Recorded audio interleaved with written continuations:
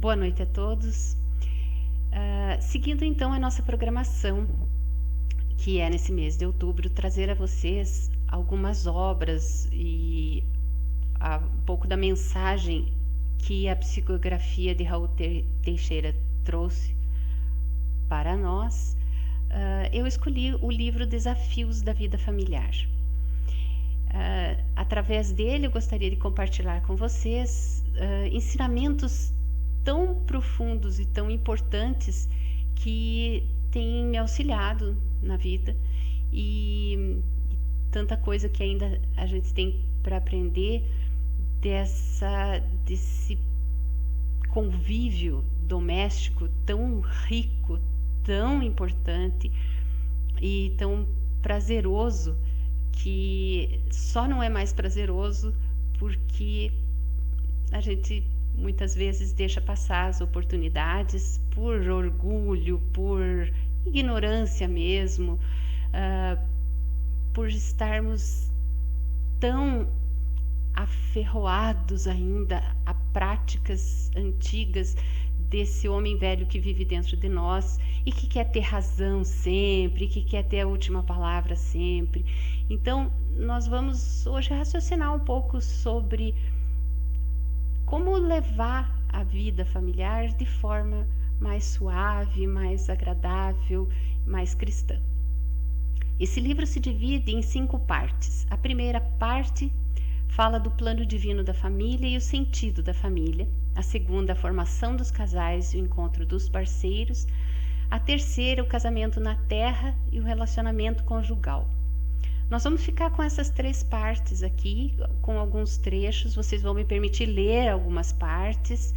E a parte 4 e a parte 5, que fala da programação dos filhos, os filhos, separações conjugais e as separações, eu vou deixar aí para curiosidade de vocês adquirirem o livro e para vocês estudarem, ou quem sabe numa outra oportunidade a gente trazer esse segundo assunto para uma palestra na noite de segunda-feira. Então nós vamos iniciar aqui com a parte 1, o plano divino da família. E nesse momento, antes de iniciarmos, nós vamos erguer o nosso pensamento em prece,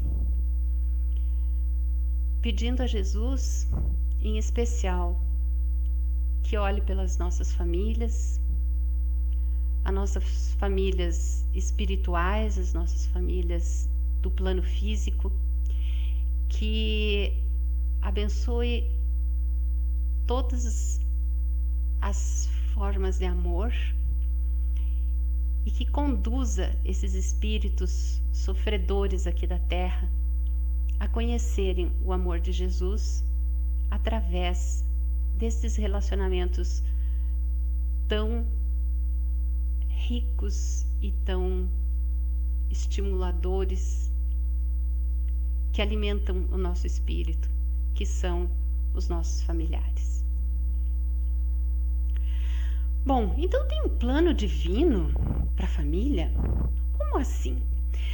Então esse livro, aqui é a capa dele, esse livro ele nos introduz então com uma mensagem do Espírito Camilo que observou que à medida que Raul ia fazendo as suas palestras e ia conversando com as pessoas, havia muitas perguntas, muitos questionamentos em torno da convivência familiar, em torno dos relacionamentos. E aí, então, refletindo a respeito da importância da relação familiar no mundo terrestre, e Camilo diz que ficou sensibilizado com tantas indagações de tantos corações que anelam por acertar, que desejam acertar e que muitas vezes se acham desnorteados e aflitos. Então eu queria iniciar um raciocínio assim com vocês, dessa forma generosa que o Camilo usou. Todo mundo quer acertar. Os nossos pais, através de tudo que fizeram, queriam acertar. os erros cometidos na nossa educação, ou os erros que a gente comete na educação dos nossos filhos, ninguém tem a intenção de fazer mal para ninguém. Então, a princípio, a família é formada para dar certo. Todos nós temos boa intenção. Então, o que nós podemos fazer para que isso realmente aconteça, para que a gente não se perca no meio do caminho? E aí Camilo, então, se propõe a responder algumas perguntas. E aqui nessa parte 1, no plano divino da família, nós vamos tratar das seguintes perguntas. Qual a importância da família para a vida do espírito reencarnado? Como é que a dinâmica familiar auxilia o desenvolvimento do espírito? E por que as famílias se acham tão desestruturadas apesar do seu valor? Quer dizer, onde é que estão os espíritos protetores da família? Se a família tem tanto valor, não dava para os espíritos virem aqui e darem um jeito e botar a gente nos eixos e não deixar a gente errar tanto? Bem, então essas perguntas vão ser respondidas ao longo, então, dessa primeira parte. Eu vou ler alguns trechos para vocês das respostas. As respostas sempre são um pouco mais longas, nós vamos ter que condensar um pouquinho aqui. A ideia é deixar vocês com vontade de se aprofundar e, então, através do conhecimento da doutrina espírita, através da leitura desse livro e de tantos outros livros espíritas que falam da família, vocês também poderem encontrar um rumo ainda mais acertado para esse início, para essa continuidade, enfim, seja em que ponto você esteja da sua família, iniciando ou já um pouco mais maduro. Então nos fala Camilo que a importância da família é que, através da engrenagem familiar, que cada filho de Deus, matriculado no educandário do renascimento, vai se preparando para aprender a conviver, a conhecer e a respeitar a humanidade. Por que através da família? Não é bem assim, porque na família a gente gosta de todo mundo, conhece bem todo mundo, e lá fora o mundo é frio, é difícil, mas pensando bem, nós vamos ver que a nossa família nos proporciona elementos de várias espécies, vamos dizer assim, para a gente aprender essa convivência para quando vai lá fora.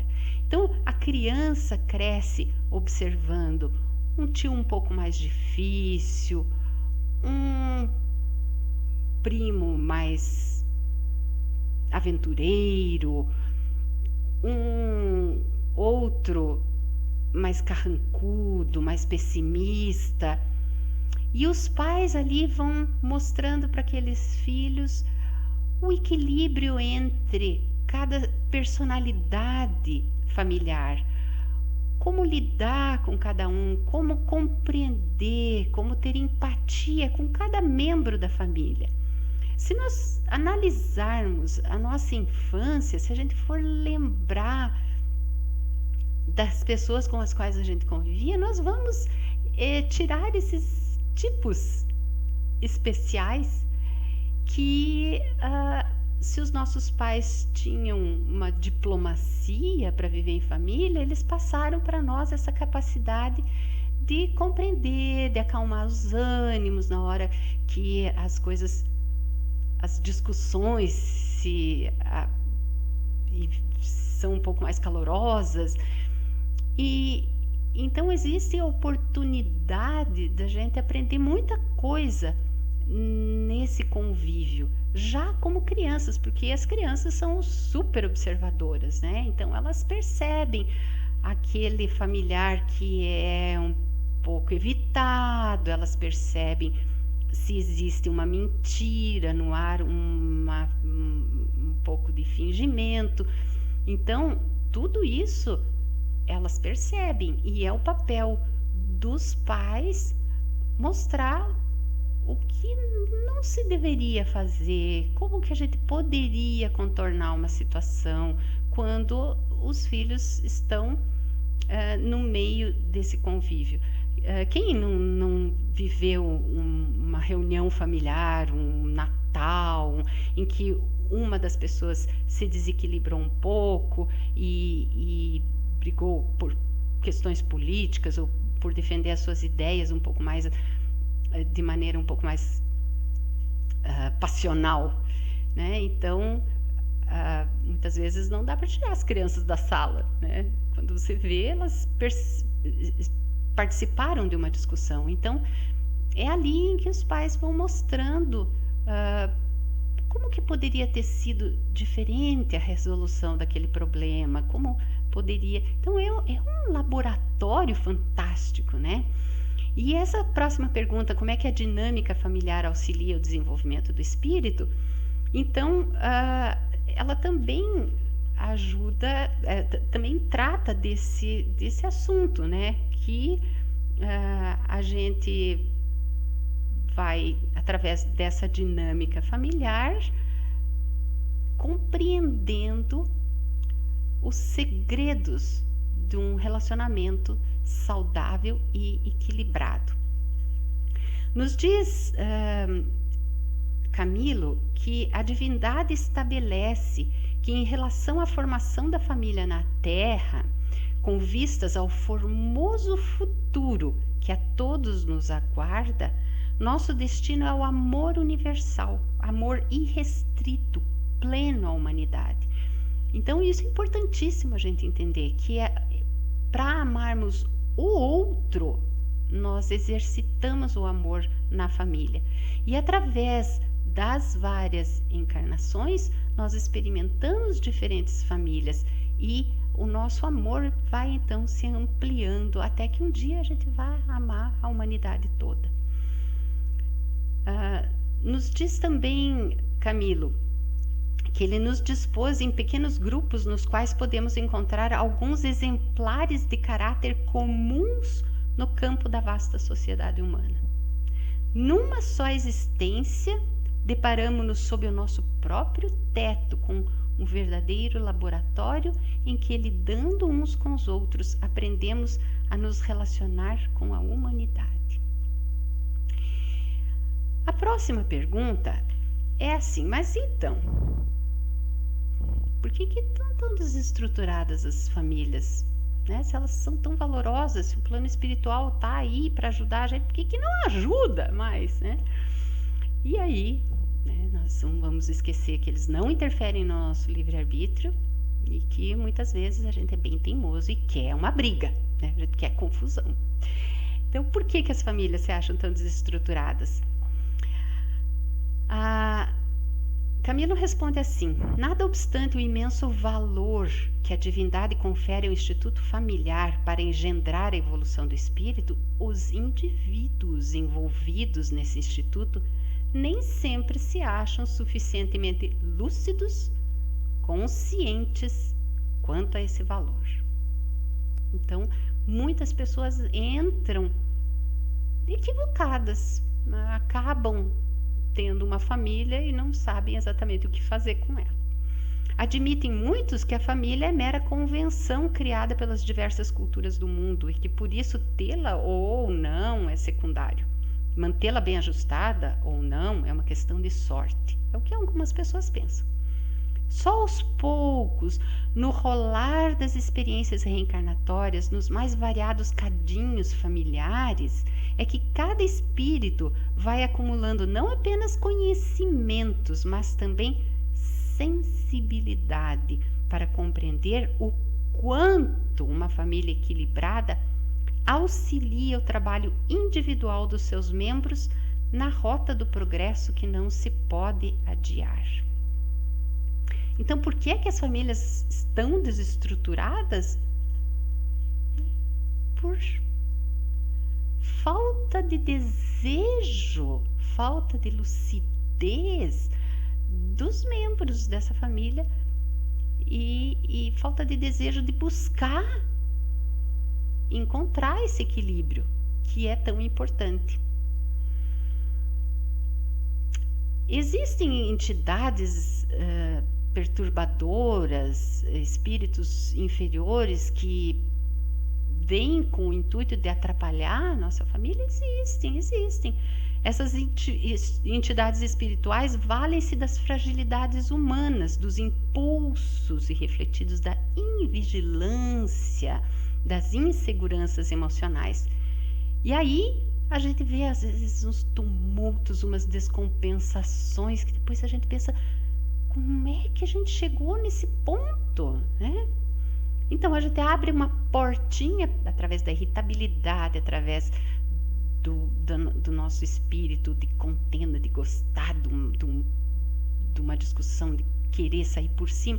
A gente abre uma fresta ali para a espiritualidade inferior vir fazer uma festa de desequilíbrio no nosso lar. Então quem que não passou por isso, que depois pensou, nossa, mas eu não sou assim, se eu tivesse pensado eu não teria respondido. É que a gente não pensa, você abre a porta e vem uma avalanche de sentimentos, de influenciações que você permite que adentrem o teu lar, o teu coração, e aí desestrutura toda uma construção que vinha sendo feita. Então o importante aí é pegar o prumo logo, perceber que cometeu um deslize e voltar a andar na linha do bem, no caminho do Cristo. Então isso é bem comum. E aí por que os espíritos superiores não barram a entrada desses espíritos inferiorizados? Pois eles barram, né? Mas precisa ter a nossa vontade.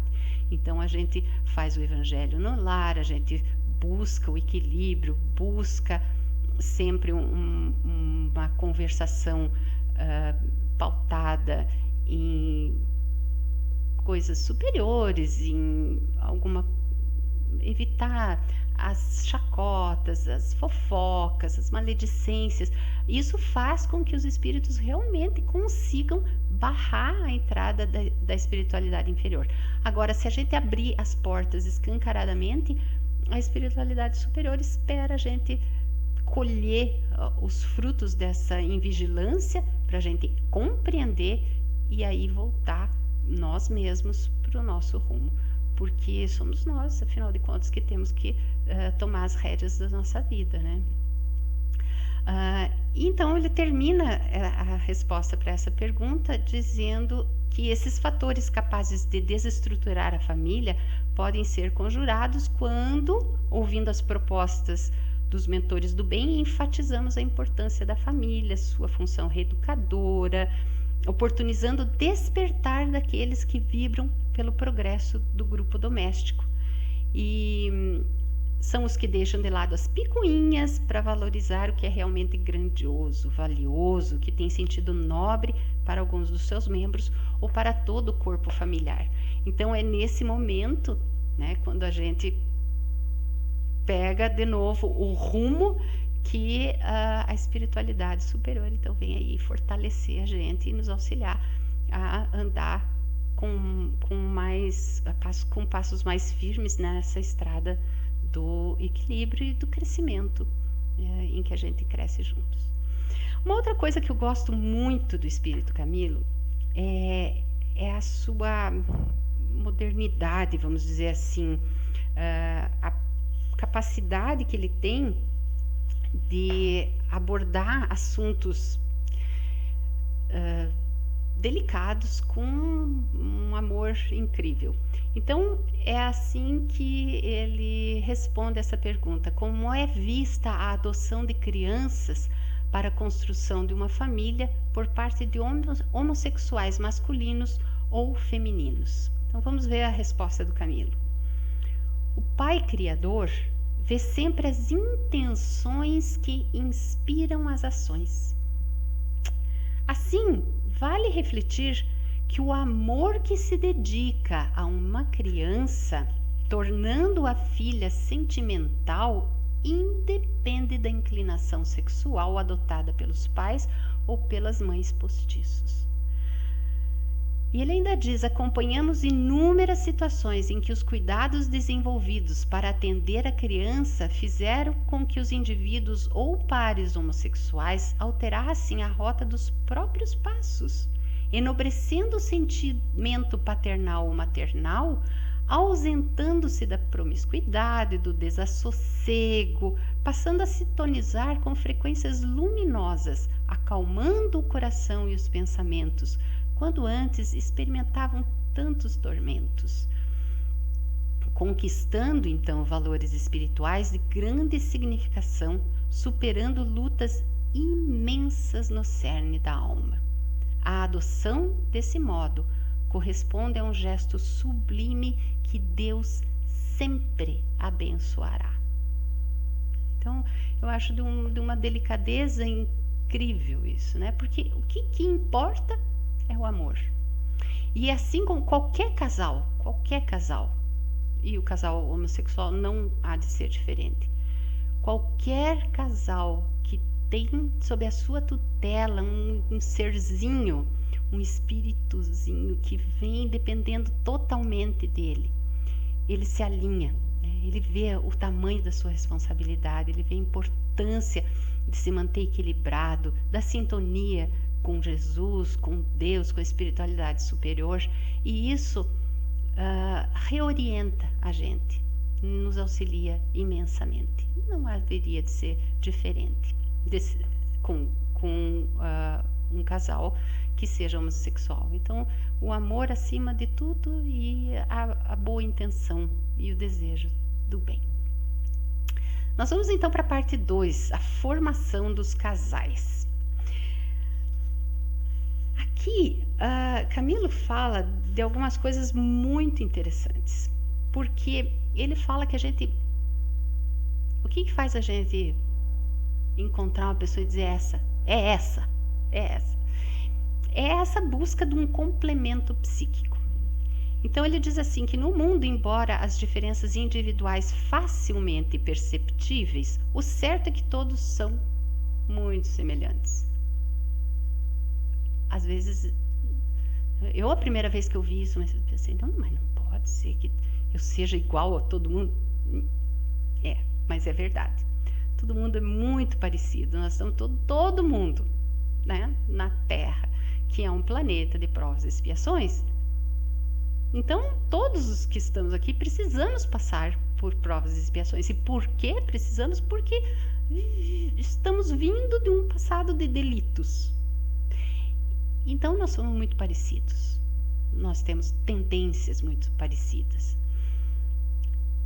Então, em linhas gerais, somos muito semelhantes e todos amam, odeiam, sofrem, anseiam, invejam, choram, riem, enquanto seguem à procura da inabordável luz do Criador em si mesmos, na formidável estrada da evolução, onde cada espírito se movimenta conforme a maturidade alcançada, de acordo com os valores acumulados ao longo do tempo. Então, o que nos difere um pouco um do outro é essa maturidade que já está alcançada e daquilo que a gente busca, né? O que eu estou buscando? Então, eu caminho por estradas um pouquinho diferentes umas das outras, quando os meus objetivos são um pouquinho diferentes.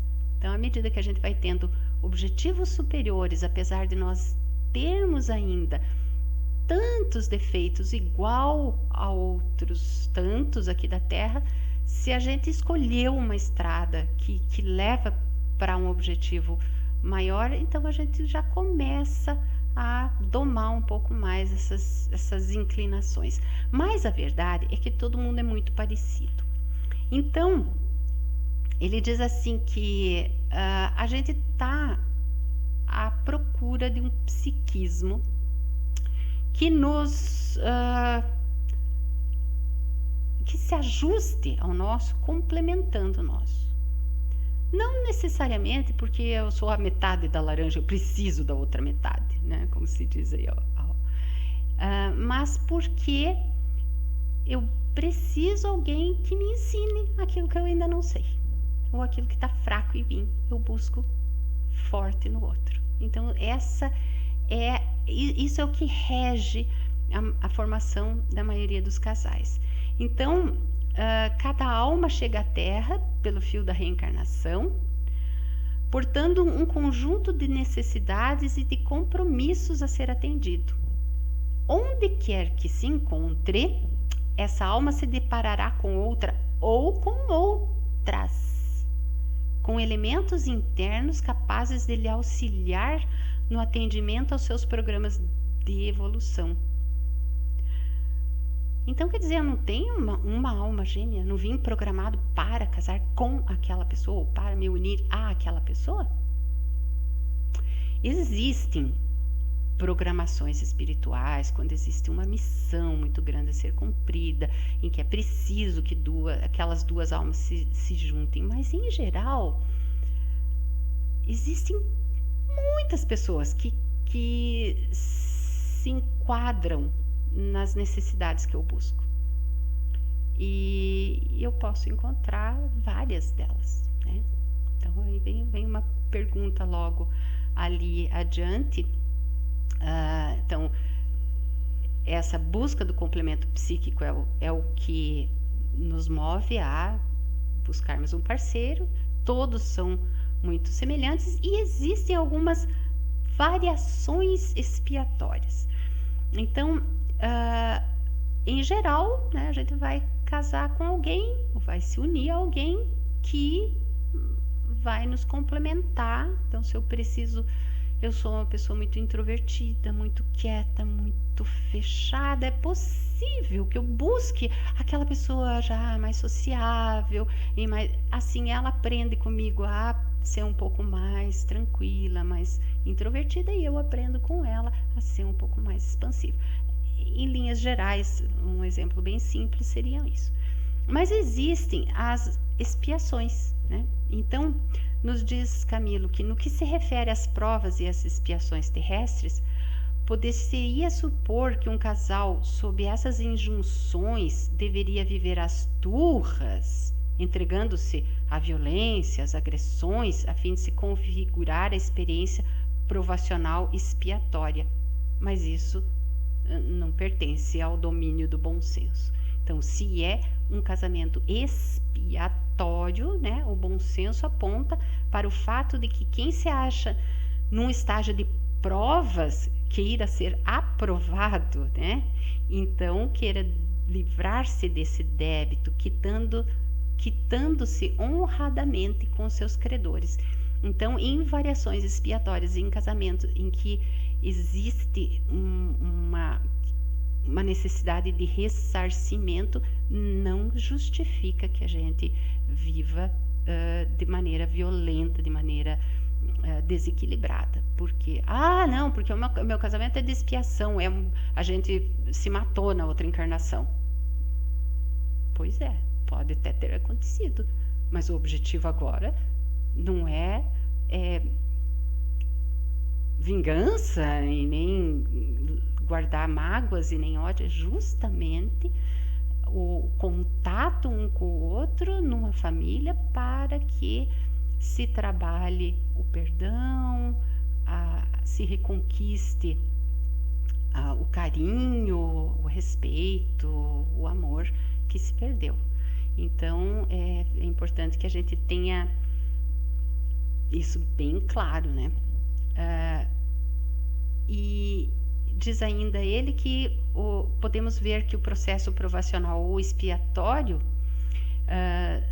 vai estar ligado a dificuldades, muitas vezes, que não tem a ver com uma antipatia entre os dois. Eles podem viver uma doença em que um tenha que cuidar do outro, ou os dois têm que cuidar de um filho doente. Então, vejam, são muitos os caminhos para se reencontrar o equilíbrio. Muito importante é que cada um aprenda com seu cônjuge o que esse tem a lhe oferecer, direta ou indiretamente. Que transfira ao seu cônjuge o que de melhor sua alma alberga. Olha que lindo isso, né? Então, a gente vai aprender o que o outro tem para nos oferecer, mas nós vamos dar o que a gente tem de melhor na nossa alma para aquele cônjuge, cooperando de modo efetivo e desataviado com os programas do Pai Criador para os seus filhos matriculados na abençoada escola do mundo terrestre. Nos pergunta também, é feita também essa pergunta para o Camilo, se durante uma existência terrena um indivíduo se depara não com uma, mas com várias criaturas com afinidade psíquica, como reconhecer aquela com quem de fato devo unir-se? Eu não falei que as pessoas são muito parecidas, aí eu vou encontrar várias pessoas que me completam, né? E aí, entre as várias coisas que o Camilo responde, ele diz que cabe a cada um refletir sobre os reais valores buscados num ou numa companheira, atentando para aquele coração que mais sensibilize, que mais e melhor se aproxime do seu. Então, veja que ele fala de coração. Então, não envolve interesses materiais, não envolve libido, atração sexual, envolve aquele que tem mais para te dar em termos de sentimento, isso que você deveria ver. Não, mas eu tenho tantas pessoas tão interessantes na minha vida, então vamos procurar aquilo. E aí, pois é, mas e aí vai que eu encontro um e depois encontro outro e eu percebo que aquele outro era bem melhor, ele tinha mais para dar para o meu coração do que esse. Pois é, mais uma vez feita a escolha, pedem a maturidade e a honestidade que se respeite o compromisso. Isso quer dizer que não pode haver separação? Não, tanto não quer dizer que tem o último capítulo só se referindo às separações conjugais. Mas veja, maturidade e honestidade para que se respeite o compromisso. Então, uma separação pode ser feita de maneira respeitosa também, né? E a gente tem que analisar quanto de envolvimento eu já, enquanto envolvimento eu já enredei aquela pessoa que está comigo, né? E aí eu simplesmente, pois é, eu achei um melhor ali, então tchau mesmo, né? Então isso não envolve nem maturidade, nem honestidade de sentimentos e de comportamento. Então existe aí uma sensibilidade que é preciso que exista, e a maturidade para que se converse, para que se defina, afinal, por que é que eu estou sendo atraído por essa outra pessoa. Muitas vezes o casal deixa isso acontecer, né? E uma boa conversa e uma boa orientação espiritual e psicológica já ajuda o casal a se reencontrar, né? Mas eu acho que essa resposta é muito boa. A maturidade e a honestidade vai fazer com que você respeite o compromisso.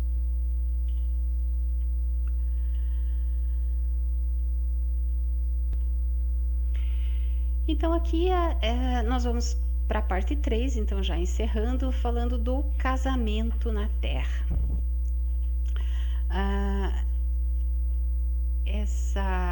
O casamento, a gente vai falar da união, né? Não necessariamente aquele casamento oficializado, enfim.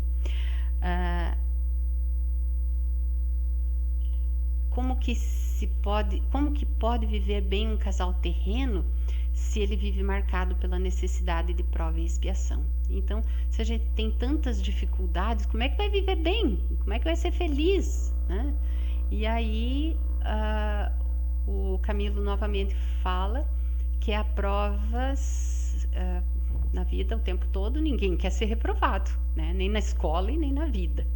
Então, se o casal está enfrentando as suas lutas segundo orientam as leis de Deus, esse é um matrimônio perfeito. Então, como que vai viver bem? Tá vivendo bem, tá enfrentando provas e mais provas, conforme escolhido, conforme programado no mundo espiritual. E esse é considerado pela espiritualidade um matrimônio perfeito, veja, porque está cumprindo as suas finalidades num mundo ainda longe da perfeição. Então a gente precisa sair um pouco daquela ideia de casamento de Instagram, né? Que é só maravilha. Não é. O casamento é cheio de provações e ele é perfeito quando a gente enfrenta essas provações. A pergunta de $1 milhão: como se constrói uma relação duradoura? Né? E aí a resposta é bem longa, mas eu peguei essa daqui, esse trecho aqui, que é o que encerra toda a fórmula secreta. O ensino de Jesus sobre o dar a outra face aplica-se grandemente para a vivência do par no íntimo doméstico.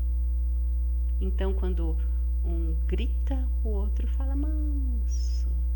Quando um está irritado, o outro está super bem-humorado, de boa. Isso é outra face, né? Se você vai querer, um grita, o outro grita, a gente não vai construir nunca uma relação duradoura. Então aquele equilíbrio, aquela busca através do carinho e do amor e da firmeza de propósitos, né? Porque quando a gente se une a alguém, a gente tem um propósito de fazer dar certo, né? Então, lá no auge da paixão, a gente não enxerga que pode não dar certo, né? Certeza que vai dar certo. Mas lá para frente também, quando passou o auge da paixão, a gente também pode ter certeza que dá certo, né? Porque depende. A grande maioria das vezes nós, obviamente, não estamos falando de casais com problemas de violência doméstica, de desequilíbrios que precisariam de um auxílio já um pouco mais aprofundado, psicológico e terapêutico. Nós estamos falando da maioria dos casais que enfrentam as suas dificuldades. Então, é uma firmeza de propósito, o desejo que dê certo, vamos dizer assim, uma certa teimosia em fazer dar certo, né? Então isso a gente consegue oferecendo outra face, mostrando que não precisa ficar nervoso, que não precisa se exaltar. Olha, né? Vamos fazer de um jeitinho mais tranquilo.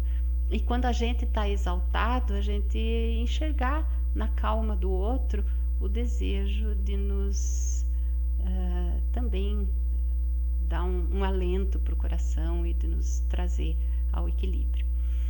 E terminando então, essa pergunta aqui que está mais para o início do livro, mas eu deixei para encerrar com ela: qual o papel do estudo do Evangelho no lar na defesa da família?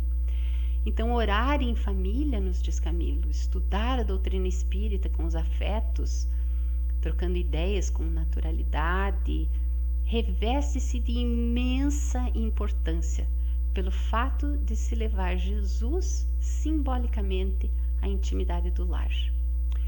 E onde tem Jesus, tem sempre uma saída. Então, essa é a minha consideração final. O costume de orar muitas vezes é feito enquanto a criança é pequena, enquanto a mãe leva ela para a cama para dormir, para acalmar, faz uma prece, e depois eles vão ficando maiores e adolescentes, e aí cada um faz a sua oração e fim de conversa. E o Espiritismo estimula que seja feita pelo menos uma vez por semana, então, esse encontro em família, para orar em família, para ler um trecho do Evangelho, trocar ideias com naturalidade, né, conversar sobre Jesus.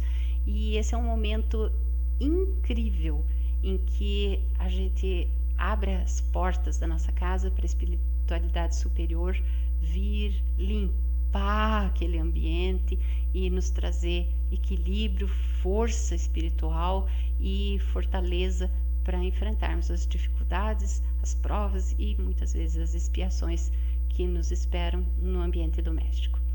Então, agradeço a todos pela atenção e fico aqui em prece por todos os lares desse mundo. Boa noite.